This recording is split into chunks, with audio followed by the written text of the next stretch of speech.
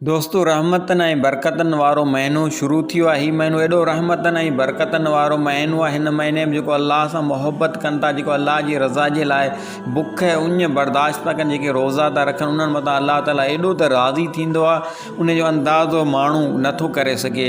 उहे रोज़ेदारनि जे मथां जेको अल्लाह जूं रहमतूं ऐं बरकतूं केतिरियूं वसंदियूं, जीअं अल्लाह पंहिंजे नबी हज़रत मूसा अलैहिस्सलाम खे ॿुधायो त हज़रत मूसा अलैहिस्सलाम हैरान थी वियो। हिकु दफ़ो अल्लाह जो नबी हज़रत मूसा अलैहिस्सलाम अल्लाह सां हम कलाम थियो त हज़रत मूसा अलैहिस्सलाम जे दिलि में इहो ख़्यालु आयो त अल्लाह खां पुछां, छा मूंखां बि वधीक ख़ुशि नसीब का हिन दुनिया ते माण्हू आयो आहे या मूंखां बाद में को ईंदो।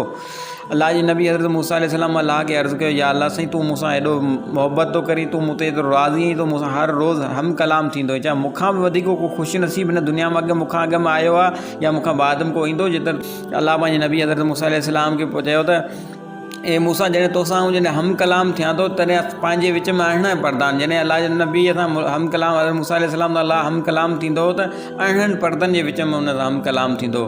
अल्लाह चयो त हे मूसा, तोसां जॾहिं हम कलाम थियां थो विच में पंहिंजे में अरिड़हं परदान, पर तोखां बाद तुंहिंजी उम्मत खां बाद में हिकु उम्मत ईंदी, हज़ूर अकरम मोहम्मद मुस्तफ़ा सल्लल्लाहु अलैहि वसल्लम जी उम्मत ईंदी। उन्हनि खे हिकिड़ो रहमतनि ऐं बरकतनि वारो महीनो नसीब थींदो, रमज़ान शरीफ़ जो। मुस्तफ़ा जो उम्मती मुंहिंजी मोहबत में उञ ऐं बुख बर्दाश्त करे शाम जो रोज़े खोलण जे टाइम में उन साम्हूं दुनिया जी हर नेमत पई हूंदी, फ्रूट पिया हूंदा, पाणी पिया हूंदा, मानियूं पई हूंदियूं, हर शइ उन साम्हूं हूंदी, के रोकण वारो कोन हूंदो। पोइ बि मुंहिंजी मोहबत में मुंहिंजे नाले जो इंतज़ारु कंदो, यानी अल्लाहु अकबर जो इंतज़ारु कंदो। उन वक़्तु मुस्तफ़ा जी उम्मतीअ मुंहिंजे विच में को पर्दो न हूंदो। सुभान अल्लाह। अल्लाह चवे थो, जॾहिं रोज़ेदार रोज़ो खोलण वक़्तु मुंहिंजो इंतज़ारु थो करे, अल्लाहु अकबर जो इंतज़ारु थो करे, उन वक़्तु उन माण्हूअ जे ऐं मुंहिंजे विच में को पर्दो न हूंदो।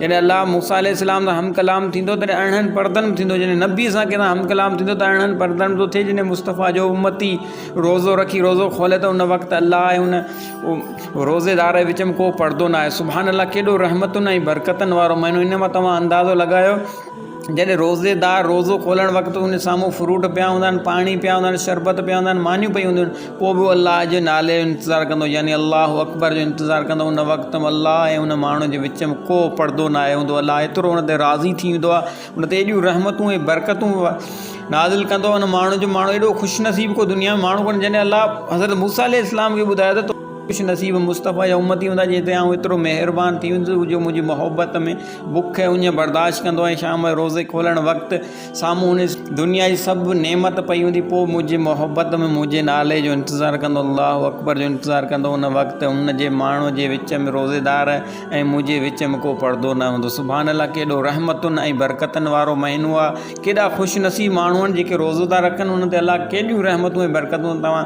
अंदाज़ो लॻायो, जॾहिं हज़रत मूसा अलैहिस्सलाम सां जॾहिं अल्लाह ताला हम कलाम थींदो त अरिड़हं परदनि में थींदो। जॾहिं मुस्तफ़ा जो उम्मती रोज़ो रखी रोज़ो खोलण वक़्तु अल्लाहु अकबर जो इंतज़ारु थो करे, उन वक़्तु में अल्लाह जे ऐं उन माण्हूअ जे विच में को पर्दो न आहे हूंदो। सुभान अल्लाह। उमीद आहे वीडियो तव्हांखे पसंदि आयो हूंदो। अगरि वीडियो तव्हांखे पसंदि आयो, हिन वीडियो खे लाइक करे शेयर ज़रूरु कजो त हर मुस्लमान ताईं हीअ मालूमात पहुची सघे। हिकु ॿिए वीडियो ताईं असांखे इजाज़त ॾींदा। अल्लाह निगहबान।